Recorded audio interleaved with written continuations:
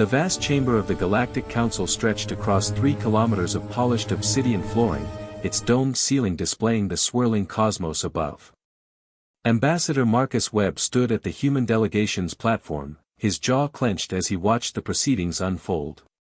Before the assembly, a single representative of the Valeri species trembled on the accused platform, a being no taller than a human child, with translucent skin that flickered with bioluminescent patterns of distress.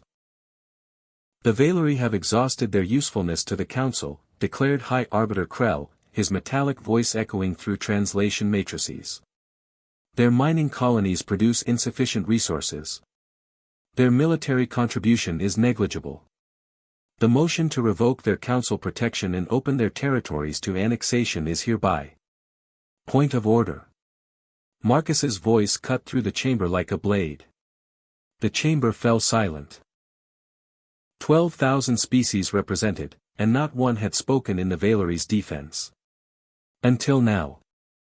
Marcus felt every eye in the chamber upon him, compound eyes, thermal sensors, quantum perception fields. The weight of their attention was suffocating, but he trained for this moment. "The Terran Federation invokes Article 7 of the Council Charter," he continued, his voice steady. "We formally request a 30-day deliberation period and offer to sponsor the Valeri species under human protection." Gasps rippled through the assembly.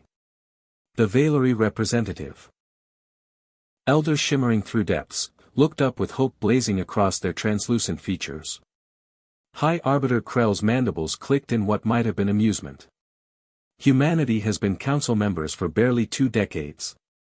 You would stake your reputation on this dying race? They offer you nothing." Marcus smiled coldly. "They offer us something your species has forgotten, Arbiter. They offer us a chance to do what's right." Aboard the human flagship Indomitable, Captain Jennifer Hayes paced the briefing room while Marcus explained the situation to the assembled military commanders. "Let me get this straight," said Colonel David Patterson, his weathered face skeptical.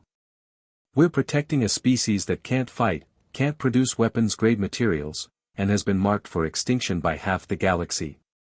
"That's exactly right," Marcus confirmed. "And our reward for this? Nothing. Except that we'll be able to look ourselves in the mirror." Captain Hayes stopped pacing and turned to face her officers. "When humanity first reached for the stars, we swore we'd learn from our history. We said, never again, to genocide, to the strong devouring the weak.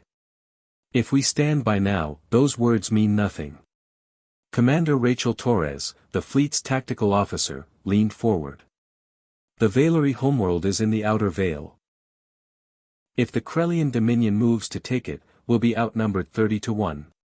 Then we'd better make every ship count," Hayes replied.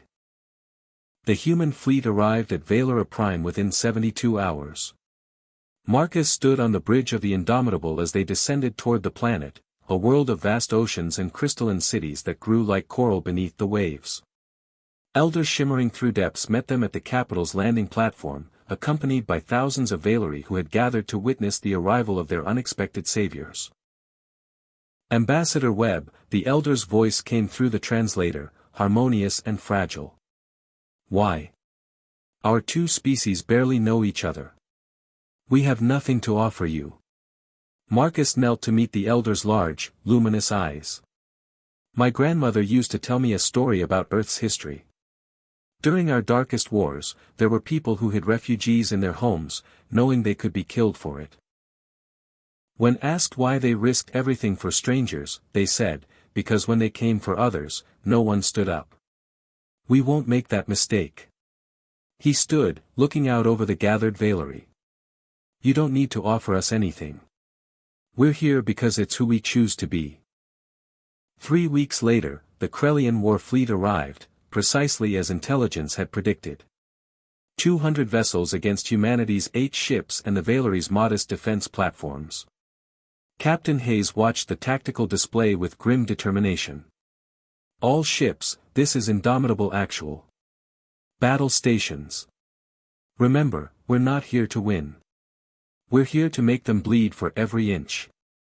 The battle erupted in waves of plasma fire and kinetic rounds. Human ships darted through the Krellian formation with suicidal precision, their smaller size and superior maneuverability compensating for the overwhelming numbers. The Resolute took a direct hit, her reactor core breaching, but not before she'd taken down 4 Krellian cruisers. Enemy flagship is charging their planetary bombardment array, Torres reported, her voice tight with tension. Hayes's eyes narrowed. Then we give them something else to think about. Helm, ramming speed. Target their flagship's command bridge. Captain, Marcus started. I'm not letting them glass this planet, Ambassador. Transfer to the escape pods. Now. But the ramming run never completed. As the Indomitable accelerated toward the Krellian flagship, space itself seemed to shimmer. One by one, jump points opened across the battlefield. First came the Talvari Confederation, 400 ships emerging in perfect formation. Then the Hescorian Alliance, the Vorton Collective, the Menari Union. Species after species, drawn by reports of humanity's stand, arriving to join the defense of Valera Prime. Krellian Fleet, came a transmission on all frequencies. This is Admiral James Morrison of the Terran Federation. You wanted to see what happens when humanity takes a stand? Look around you. We're not alone. We never were. The Krellian fleet withdrew within the hour. Weeks later, Marcus stood once more in the Galactic Council chamber.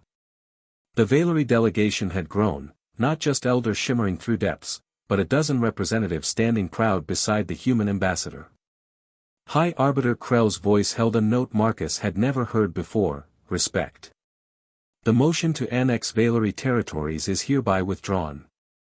Furthermore, the Council recognizes a new alliance, the Coalition of Free Species, with humanity and the Valeri as founding members. As Marcus left the chamber, Captain Hayes approached him, her uniform still bearing scorch marks from the battle. 23 species have applied to join the coalition, she said, allowing herself a rare smile. Turns out there were a lot of forgotten races out there, just waiting for someone to take the first stand. Marcus looked back at the council chamber, where the small Valeri representative stood among giants, no longer alone. Humanity's greatest weapon, he said softly, was never our technology or our tactics. It was our stubborn, foolish, beautiful refusal to accept that might makes right.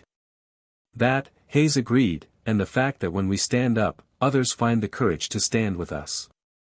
In the vastness of space, on 1,000 worlds, the forgotten and the abandoned heard the story of Valera Prime. And they began to hope.